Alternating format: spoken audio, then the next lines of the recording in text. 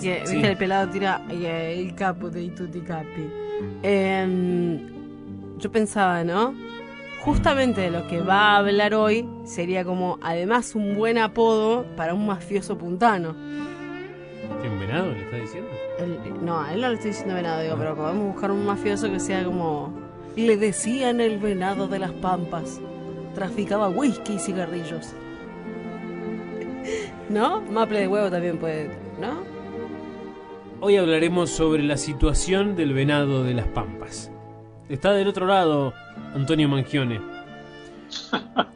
Antonio, ¿Cómo estás? muy buenas tardes, ¿cómo estás? Yo siempre digo que en términos de comunicación de la ciencia todo suma, pero no había contemplado un espacio, un espacio de la comunicación de la ciencia asociado al padrino. La verdad que, digamos, pensé que había escuchado todo, pero Todavía no. sí, todavía no. No, por suerte todavía no. ¿Cómo estás, Antonio? Bienvenido. Bien, muchas gracias. Estoy bien. Bueno, Sí, luego de escuchar bueno. al presidente en Formosa, ahora es momento de escucharte a vos y vamos a hablar de, como bien lo anticipábamos ayer, el venado de las Pampas. Venado de las Pampas. Voy a dar un nombre que puede sonar raro, ajeno, voy a dar el nombre científico, ¿no? Uh-huh. El nombre científico del venado de las Pampas, Osotoceros besoarticus, ¿no? Uh-huh. La nomenclatura de Muy las difícil. especies se escribe en latín, generalmente con dos nombres, ¿no? Uno genérico, el primero, y uno específico. Suenan raros, pero es una forma interesante y única de nombrarlo, y hay una serie de especificaciones bastante complicadas en algunos casos para denominar y nombrar las especies. Osotoceros besoarticus, el venado de las Pampas, es un cérvido, es un ciervo, ¿sí? Voy a dar un par de características de la especie.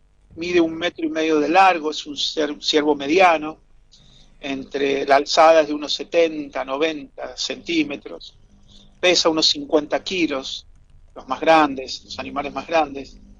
Tienen astas, tienen cuernos, ¿sí?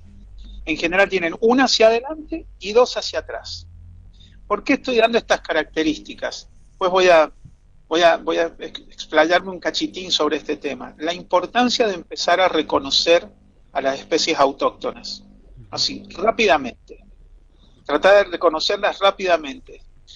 Probablemente no necesitemos reconocerlas rápidamente en condiciones naturales, porque no todo el mundo pasa por los lugares donde vive, a veces no siempre es fácil visualizarlos. Pero sí poder reconocerlos en imágenes, ¿no? Y empezar como ciudadanos en la sociedad a ser un poco más críticos y demandantes, que en las producciones periodísticas, educativas, aparezca la fauna autóctona. Y cuando encontremos que no es fauna autóctona, podamos decir, ese no es un venado de las Pampas, ese no es un venado ni siquiera de Argentina, ¿no? Y empezar a cultivarnos un poco en la apreciación de la fauna autóctona. Hay subespecies de esta especie, de Osotoceros besoarticus, y la que está en San Luis se llama Osotocerus besoarticus celer, ¿no? Es más olivácea que otras subespecies que están distribuidas en muy pocos puntos en el país. Esa es una problemática del venado de las Pampas, que está distribuido en 4 subpoblaciones que están bastante distanciadas, ya las voy a mencionar, y el resto de las poblaciones de la especie, pero de otras subespecies, están distribuidas en Paraguay, Bolivia, centro y sur de Brasil. ¿Es una especie que está en Sudamérica únicamente o también lo podemos encontrar en otra parte del planeta? No, es una especie que habita en Sudamérica. Uh-huh. Sí, es una especie que habita en Sudamérica con un grado de fragmentación de su hábitat enorme. Para darse una idea, los registros de fines del siglo XIX, principios del siglo XX, estamos hablando hasta 1930, 1940, daban una distribución con una tasa de encuentro con la especie altísima en una región que iba más o menos, háganse una idea, del centro de Brasil, de la mitad de Brasil para el sur, ¿sí? Y de la mitad de Brasil para el este, de ahí para el sur, hasta La Pampa, hasta el sur de La Pampa.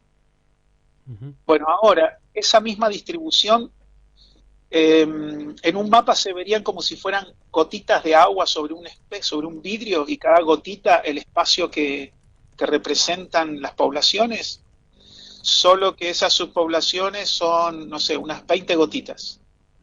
Imagínense ese mapa con unas 20 gotitas ahí, unas 20 manchones muy chiquititos, excepto uno muy grande que está en Brasil. Hay unas 30.000 individuos de toda la especie, de todas las subespecies, unos 30.000 individuos en Sudamérica. Y en Argentina, entre las 4 subpoblaciones no superarían, estamos hablando de las últimas evaluaciones, 2013, 2015, no superarían los 2.500 entre todas. Es un hábitat, es una especie que en general habita ambientes muy abiertos, pastizales y sabanas, tolera los suelos secos, pero también los suelos húmedos, en general en zonas muy abiertas, que pueden ser tanto cultivadas, porque también utiliza los cultivos como el pasto natural, pero no le gustan mucho ni las quebradas, ni los espacios cerrados boscosos. El límite con el bosque es complicado para el venado de las pampas. En general, en las zonas más núcleo, en las zonas más protegidas o en las zonas de menos intervención, las cosas con este venado están bastante bien. Pero la situación es complicada por varias razones. ¿Por cuáles? Y en principio es una especie que está en peligro de extinción. Tiene 4 en Argentina, 4 la extinción local en Argentina, ¿no? Y está muy amenazada en general para Sudamérica. El problema es que tenemos una población de unos entre 600, 800, según quien lo ha estimado, hasta 1.000 individuos en la provincia de San Luis, en el sur, en el departamento Pedernera y Dupuy. Hay 170 individuos en Corrientes, hay 200 individuos en San Borombón, en Bahía de San Borombón, en Buenos Aires, y 50 individuos en Santa Fe. Se dan una idea de la distancia, ¿no? En el medio no se ha avistado animales, no se conoce su presencia. Para que tengan una idea de la dramática situación del venado de las pampas, en general, en San Borombón, donde la mayoría de la población está dentro de una reserva, desde 1985 al 2013 la población cayó de 1.000 a 200. Es bastante embromada. ¿Convive con otras especies? Sí. Convive con especies domésticas y especies exóticas y asilvestradas. Por ejemplo, con vacas, como especie doméstica, y con el chancho cimarrón, ¿no? Chanchos domésticos con cruzas con jabalí o cerdos que sean asilvestrados. Con las vacas, en determinadas condiciones, se lleva más o menos bien. Esto no es un pase libre para meterle vacas a los venados al lado. Ya voy a explicar por qué. Se lleva más o menos bien. ¿Por qué digo se lleva más o menos bien? Porque en las reservas, donde hay usos compartidos del suelo, del hábitat, en partes de reservas, se los ha visto más bien asociados a vacas, pero no tanto a jabalíes o chanchos cimarrones. Hay una interacción ahí media embromada con los chanchos. ¿Tiene algún depredador? Sí, tiene depredadores. El principal es el ser humano, de varias formas. Principal es el ser humano, pero hay registros de predación por parte de pumas. Claro. Por parte de pumas. ¿Por qué digo que se puede llevar bien con algún ganado? Es porque la dinámica de pastoreo del venado también involucra el aprovechamiento, es muy oportunista en términos de qué puede comer. En general, la subespecie de acá de San Luis es más bien especialista en pastos. En realidad consumen más pastos. Otras subespecies comen un poco más de plantas que se llaman dicotiledóneas, son unas arbustivas bajas, no muy duras, que no tienen mucha dureza, mucha fibra, pero en otros lugares comen más de otras cosas, acá comen más bien pastos, y es bastante oportunista, de hecho busca bastante los brotes tiernos. Entonces el pastoreo que hacen ellos mismos, cuando estaban a mayor densidad obviamente, el pastoreo que pudieran hacer otros herbívoros en la zona, lo que hace es generar un reverdecimiento, brotes nuevos, y esos brotes los aprovecha mucho el venado.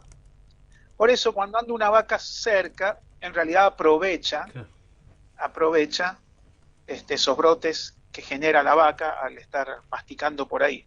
Otra vez indico, siempre es difícil hablar de estas cosas, pero hay que ser absolutamente honesto. Esto no es un pase libre para meter vacas a rolete donde están los venados, porque la cosa es muy crítica y cualquier cambio en el balance de las proporciones de vaca y venados, todo se va al diablo rápidamente, muy rápidamente. ¿Qué pasa en San Luis?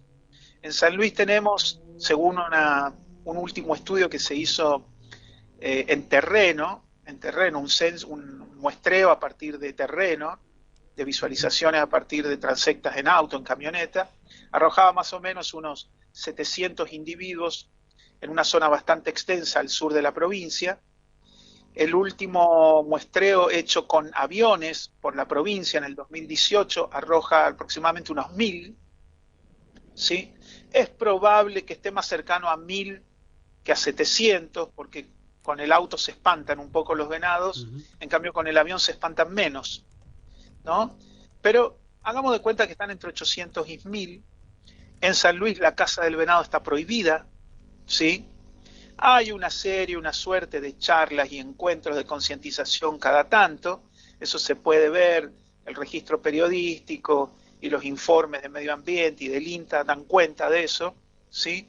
En San Luis, esto es algo interesante para San Luis, para decir, en San Luis son más bien solitarios, mientras que en Brasil, por ejemplo, y en otras localidades son un poco más gregarios. Lo interesante que se ha estudiado acá en San Luis es que sus crías tienen, estoy hablando del 2014, 2012, 2014, en ese periodo, sus crías en ese momento tenían una muy buena tasa de supervivencia. En general, para las cuatro subpoblaciones que hay en Argentina, el pronóstico no es bueno. El pronóstico no es nada bueno porque están aislados.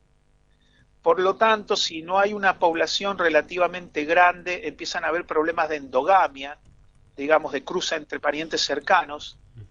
Los mamíferos en general no son muy resistentes a los problemas genéticos derivados de la endogamia, y hay que tener muchísimo cuidado. Les voy a dar un ejemplo de la situación en términos de la densidad relativa de estos individuos.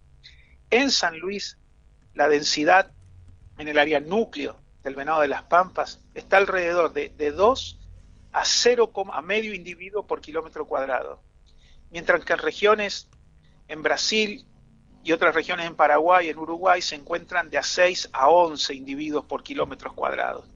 Esas subpoblaciones están en mejor situación que las de Argentina. Una ventaja transitoria es que como es tan oportunista y hay una oferta de alimento importante en el sur de San Luis en términos de cultivos, siempre tiene algo que comer del borde del cultivo. Siempre, invierno, verano y otoño. Siempre tiene algún grano, alguna planta para comer. Entonces hay una situación bastante complicada ahí que, por un lado, tiene una zona donde el pastizal que en general era natural, el pasto nativo, ha sido en un 90% reemplazado, se las arregla de alguna manera en parte con esta nueva pastos que han sembrado para las vacas, puede picotear de los cultivos, puede de alguna manera tener algún contacto con mucha rotación y en baja densidad de vacas, pero tiene problemas con jabalíes, con la caza, y lamentablemente, si la frontera agrícola sigue creciendo, el ciervo, el venado, que definitivamente podría comer en gran parte de esos cultivos, si lo único que queda es cultivo, algún día los productores lo van a echar de los cultivos y no de la mejor manera, es decir, no va a tener dónde estar, y además, si pudiera estar en el cultivo, va a ser expulsado del cultivo, probablemente con la muerte. Entonces, la situación en la que se está llevando adelante hoy el manejo en San Luis tiene que ver con un control de alguna manera, porque no siempre es efectivo el control, de la cantidad de parcelas cultivadas, de la posibilidad de dejar pasto natural, de evitar la expansión de la frontera agrícola, de rotar el ganado de manera que no suba su cantidad o el ganado se quede permanentemente en un sitio, lo cual le reduciría muchísimo el pastoreo al venado. Es una especie emblemática para San Luis, todos sabemos, está en el escudo, está protegido legalmente a nivel nacional y a nivel provincial, tiene una legislación particular, y está protegido también.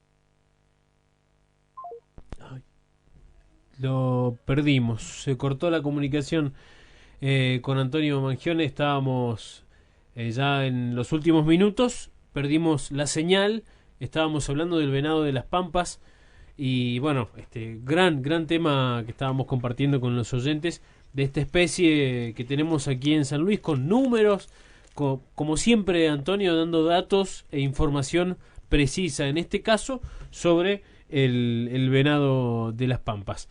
Vamos a intentar retomar la comunicación para ya ir compartiendo los últimos minutos con Antonio Mangione. ¿Estás ahí, Antonio? ¿Te recuperamos? Estoy acá, se cortó. ¿Desde cuándo dejaron de escuchar?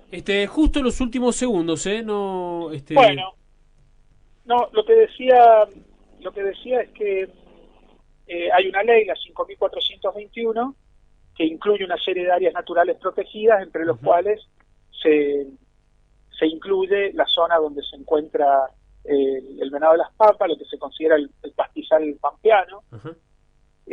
Sur de la provincia. En el sur de la provincia de San Luis, a veces hay una serie de encuentros y desencuentros con algunos propietarios en la zona. Obviamente tienen intereses económicos, productivos en la zona. En algún momento hubiésemos deseado, quienes estamos trabajando, pensando o educando en estos temas, que hubiese un parque nacional. Fue muy difícil. De hecho, quedó como propuesta, creo que fue en el 2007 al 2011. Y lo importante es tener como ciudadanía, y en nuestro caso desde la universidad, una mirada atenta sobre lo que está ocurriendo con la especie, porque es, digamos, es necesario prestar atención, especial atención, a especies de gran tamaño, de gran porte, como es el venado. Sufren inmediatamente algunos cambios vinculados al hábitat, ¿no? Entonces hay que prestar muchísima atención a lo que le ocurre a especies como esta. Este es un animal que está categorizado a nivel mundial también, ¿no? Como en peligro, y quiero decir que hay una serie de acuerdos y encuentros en especialistas en cérvidos, por un lado, y en especies amenazadas, en donde el venado ocupa un lugar especial, porque, digamos, es bastante especial también su situación, dada la fragmentación de su hábitat. Es muy difícil establecer, qué es lo que se propone en estos casos cuando la fragmentación del hábitat y las subpoblaciones están tan aisladas entre sí. En principio, un plan de formación, educación y concientización permanente, un monitoreo y conocimiento permanente, pero ahí ya tenemos un déficit. Es muy difícil el acceso, es costosa la investigación en terreno, es bastante costosa la investigación en terreno, y se necesitan muchos más fondos para especies en estas categorías de amenaza. Claro. Mucho más fondos, mucho más presencia del Estado, provincial y nacional, pero mucha más. Cuando digo mucha más, habría que multiplicarlo por 10 o por 20, es decir, mucho dinero, para evitar lamentarnos de acá a 20, 30 años, cuando las poblaciones en San Borompón, si siguen cayendo al 5% anual, para que se dé una idea, de 1985, están cayendo alrededor de 50 individuos por año. Las poblaciones se reducen en 50 individuos por año. Eso en pocos años, en 3 generaciones, esto lo dice la Asociación Argentina para el Estudio de los Mamíferos, en 3 generaciones, en 20 años, el venado de las pampas en Argentina, sus 4 subpoblaciones, va a quedar diezmada, en vez de 2.500, a unas 300 individuos, 400 individuos, lo cual ya es crítico, es muy crítico, con la extinción local en sitios como, por ejemplo, el de Santa Fe. Entonces, acá necesitamos hacia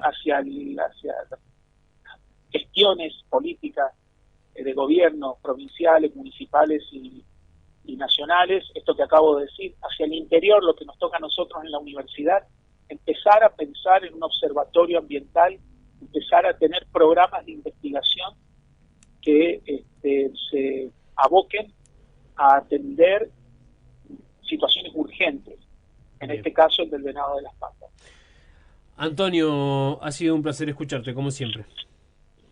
Muchas gracias a ustedes. Para el jueves que viene vamos a estar hablando sobre el costo ecológico, cuánto cuesta comer en términos ecológicos. Mira, bien, qué interesante. Bien, muy interesante. ¿Cuánto significa? ¿Qué significa un plato en la mesa nuestro con algo de carne, verdura, frutas? ¿Qué significa? Desde el punto de vista económico, en términos ecológicos, económicos, pero también vamos a hablar de algunas cuestiones políticas. Bien. Bien. También, ¿por qué comemos lo que comemos? Me encantó, me encantó. Será hasta el jueves que viene, Antonio. Nos encontramos el jueves. La cortina me Hasta mata. pronto. Me mata, la cortina me mata. Antonio Mangione, El tío Tony compartiendo Mangione. su conocimiento, datos, información precisa hoy sobre el venado de las pampas.